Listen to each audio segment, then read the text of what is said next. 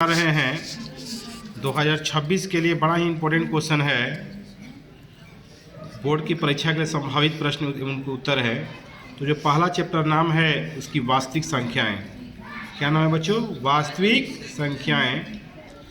और ये 2026 के लिए ही नहीं, हमेशा के लिए बोर्ड का ये जो एग्ज़ाम के लिए है बड़ा ही इम्पोर्टेंट है, जो ऑब्जेक्टिव हल कराने जा रहे हैं। तो आप लोग देखिए पहला वास्तविक संख्या के बारे में, ठीक है। उसके बाद जो है फर्स्ट क्वेश्चन जो बनवाएंगे हम, वो कह रहा है कि प्रकृत संख्याओं के संग्रह में शून्य समेत ऋण संख्याओं को शामिल किया जाए तो यह कैसी संख्या होगी? ठीक है बच्चों, आप लोग ध्यान दीजिएगा, ये हल करने जा रहे हैं। देखिए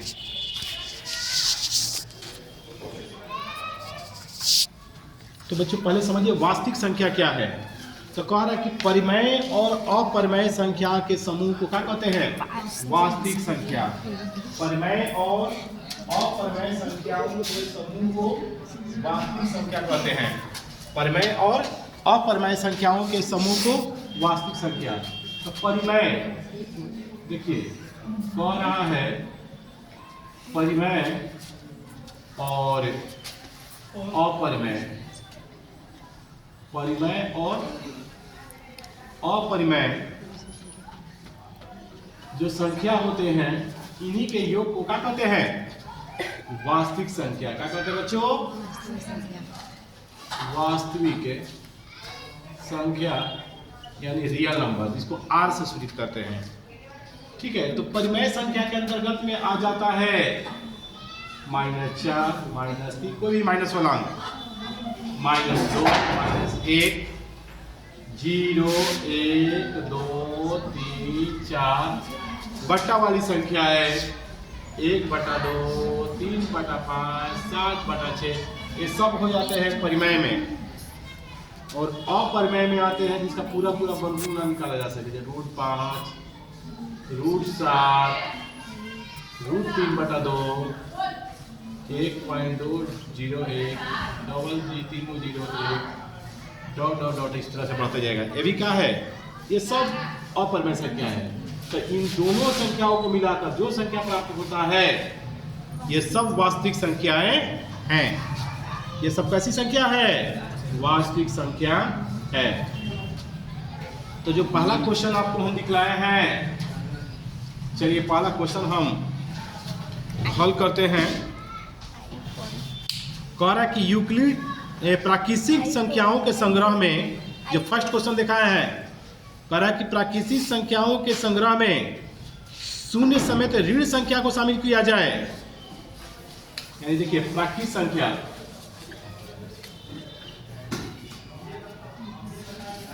प्राकृतिक संख्या में कौन कौन आ गया? 1, 2, 3, 4, 5, ठीक। अब प्राकृतिक संख्या ये हो गया। अब कह रहा है कि संख्या में और एक संख्या जोड़ दिया जाए। प्राकृतिक संख्या में यदि कौन कौन संख्या जोड़ दिया है, इसमें 0 जोड़ दिया जाए। यानी वो 0 जोड़ देंगे तो क्या हो जाएगा? 0, 1, 2, 3, 4, 5। फिर कह रहा है कि अगर माइनस वाली भी संख्या जोड़ दिया जाए, यानी -1, -2, -3, ये भी संख्या जोड़ दिया जाए तो कौन सी संख्या ये आ जाएगी? ये कौन सी संख्या बन जाएगी? तो इसको कहते हैं कौन सी संख्या बच्चों? जो माइनस में भी हो और प्लस में भी हो और 0 भी उसमें शामिल हो, तो वैसी संख्या को कौन सी संख्या कहते हैं? पूर्णांक संख्या। क्या कहते हैं बच्चों? पूर्णांक संख्या। तो 4 ऑप्शन दिया हुआ है, तो सही आपका उत्तर होगा पूर्णांक संख्या, यानी ऑप्शन सी। ऑप्शन कौन आ जाएगा बच्चों? सी। पूर्णांक संख्या, ये जो सी देख रहे हैं आप, ऑप्शन सी जो है आपका सही उत्तर है, पूर्णांक संख्या। ठीक है, पूर्णांक संख्या जो आपका सही है। ठीक है, अब अगला क्वेश्चन जो है, क्वेश्चन नंबर 2 है, यदि 130 बराबर 15 × 8 + 10 एवं 15 बराबर 5 × 3 + 0, तो मसा 130 को 130, 15 होगा। यानी कहने का मतलब है कि 30, 130 और 15 का मौसक क्या होगा कुल मिलाकर। ठीक है, तो देखिए, यानी एक तरह से आपको दो को संख्या दिया हुआ है। क्वेश्चन नंबर 2 में एक तरह से दिया है 15 और 130, दो को संख्या दिया हुआ है और कह रहा है कि इसका मौसक क्या होगा। तो ध्यान देने वाली बात है भाई, इसमें हम ध्यान देंगे कि क्या होगा। देखिए, उसमें ज़्यादा कुछ करना नहीं है बच्चों, डायरेक्ट इसका मौसक निकाल लीजिए आप 15 और 130 का। तो देखिए 15 का निकालेंगे हम 3 से 5 बार में, 5 से 1 बार में। 130 का निकालेंगे 2 से 65 बार में, 5 से 13 बार में, 13 से 1 बार में। तो 15 का हो गया 3 गुणे 5 गुणे 1। 130 का हो गया 2 गुणे 5 गुणे 13। 5 5 हुआ ना जी। तो एचसीएफ क्या हो गया? एचसीएफ हो गया 5। देखिए 5 इसमें भी है, 5 इसमें भी है। एचसीएफ कितना निकल गया? 5। ठीक है, तो ऑप्शन आपका हो जाएगा बी। ऑप्शन कौन हो जाएगा बच्चों आपका? ऑप्शन हो जाएगा आपका बी 5।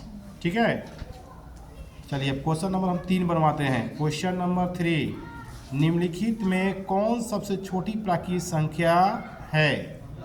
देखिए क्वेश्चन नंबर 3 पर ध्यान दीजिएगा। निम्नलिखित में से क्वेश्चन नंबर 3 है,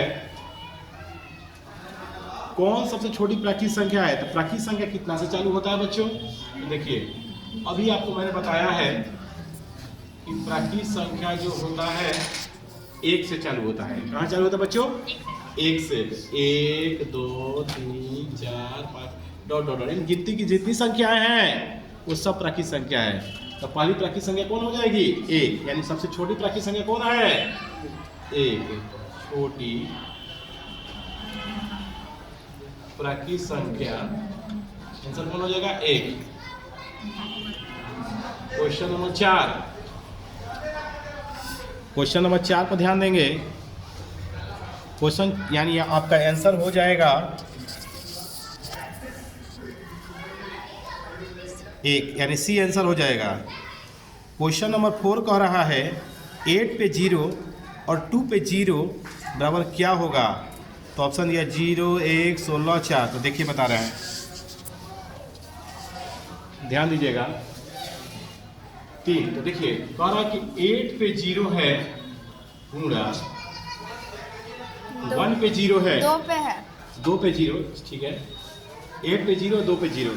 तो बताए हैं आप लोग को किसी भी संख्या पे 0 हो उसका मतलब होता है 1। क्या होता है बच्चों? 1। 8 पे 0 बराबर 1 गुणे 2 पे 0 बराबर 1। 1 1 में गुणा होगा, क्या हो गया? 1। तो आपका आंसर जो होगा बी होगा। क्या होगा बच्चों? बी, यानी आंसर बी होगा 1। ठीक है, आंसर बी।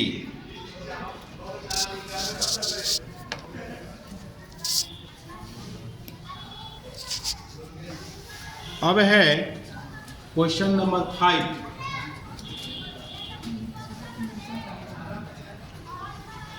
क्वेश्चन 5 कह रहा है कि क्वेश्चन 5 है यूक्लिड विभाजन प्रमेयिका के आधार पर है क्वेश्चन।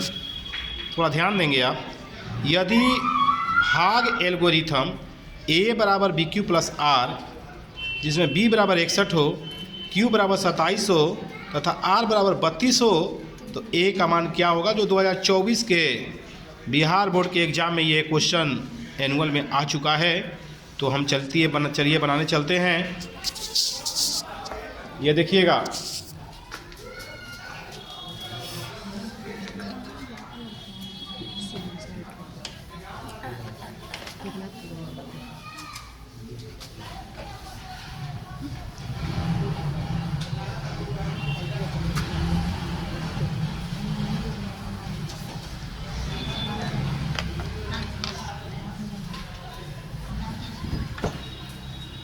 देखिए तो होगा आपका, तो देखिए ए बराबर लिखा है बी, ए बराबर बी क्यू प्लस आर है, ठीक। इसमें बी बराबर दिया है 61, बी बराबर 61,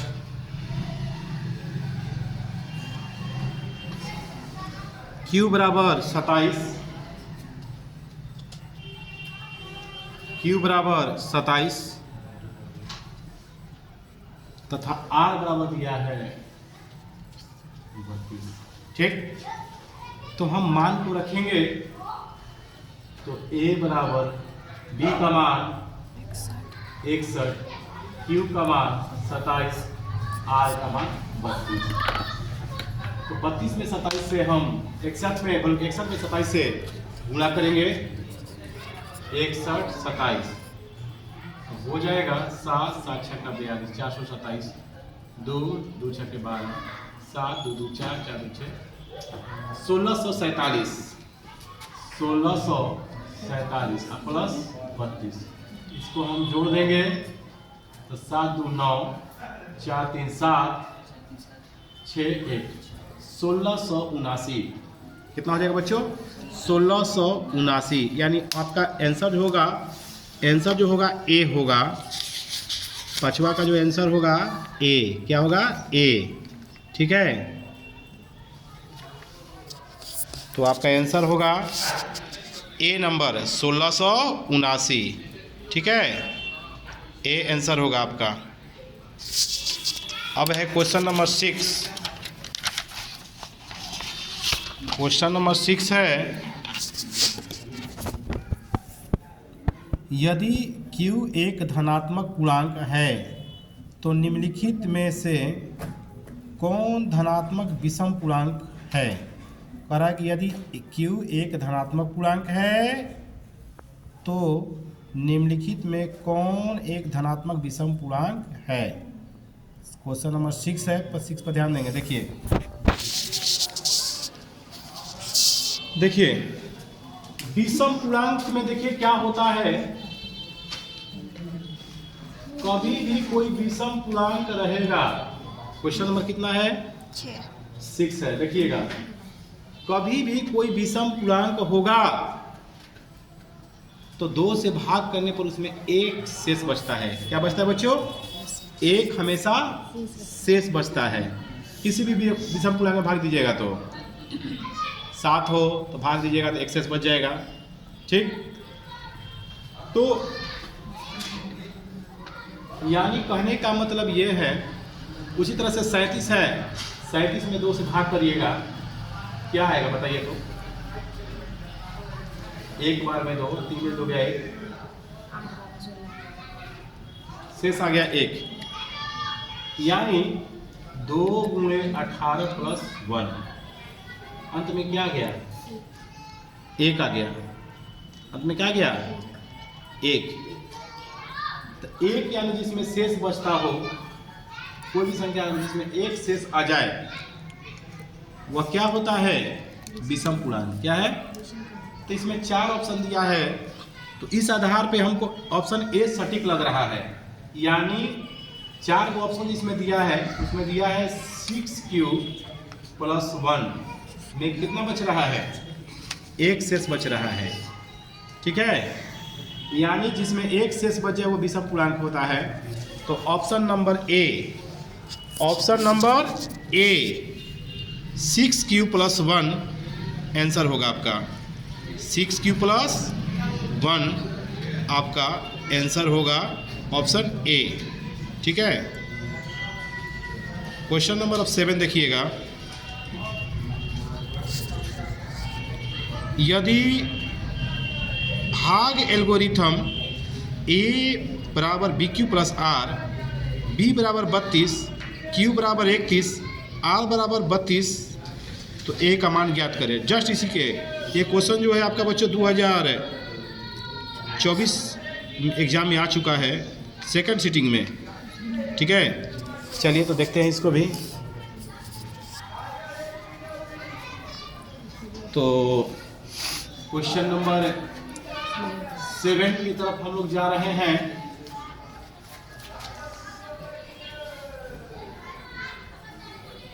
तो A बराबर वही फॉर्मूला का यूज करेंगे, A बराबर BQ प्लस R, जिसमें B का मान दिया हुआ है, B का मान दिया है इसमें 43, Q का मान 31, R का मान 32, R का मान 32 मान के बैठाएंगे और A का मान हम निकालेंगे।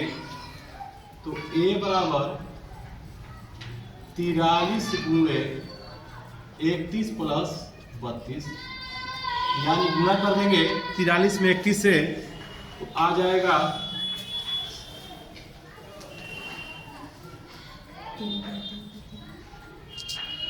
3 4 9 3 4 12 3 9 4 13 के 3 2 1 3 1333,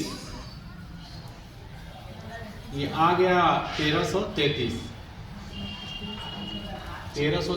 प्लस 32, इसको हम जोड़ देंगे 3 2 5 3 3 6 1365। कितना हो गया बच्चों? 1365। यानी आपका उत्तर जो है बिल्कुल ए आंसर होगा, 1365 ए। ठीक है, नेक्स्ट क्वेश्चन देख लीजिए। क्वेश्चन नंबर 8, दो धनात्मक पूर्णांक C और D, जिसमें C बड़ा है D से, और भागफल Q तथा शेषफल R है, जिसमें G छोटा है R से लेकिन बराबर है 0 के, और D का मान छोटा हो तो निम्नलिखित में कौन सा संबंध सत्य होगा? ठीक है, तो देखिए इसको बताने जा रहे हैं। 8 जो है आपका भागफल Q दिया है, शेष R दिया है, और दिया है C is greater than D।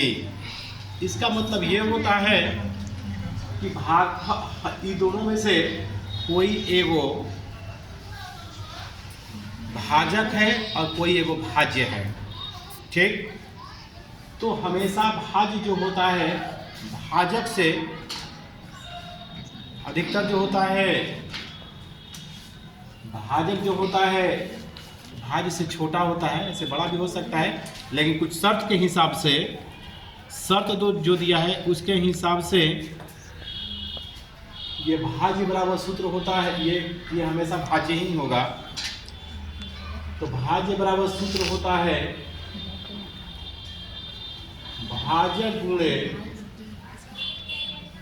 भागफल प्लस शेष। ये 5 क्लास या 4 क्लास में पढ़े होंगे आप फॉर्मूला। तो भाज्य का जो भाज्य आपका है वो C है, भागफल भाजक है, जो भाजक जिसे भाजक देखिए, अब में हरी वाला भाज्य होगा तो ये वाला हो जाएगा भाजक, तो भाजक हो जाएगा आपका D, भागफल हो जाएगा Q और शेष हो जाएगा R, यानी C बराबर हो जाएगा DQ प्लस R। यानी आपका ऑप्शन हो जाएगा, आपका सही उत्तर हो जाएगा बच्चों B, सही उत्तर हो जाएगा B नंबर है। ठीक है, C बराबर DQ plus R। Question number 9 कह रहा है, यदि दो धनात्मक पूर्णांक को A और B का HCF सबसे छोटा HCF सबसे बड़ा पूर्णांक D हो तो D द्वारा विभाजित होगा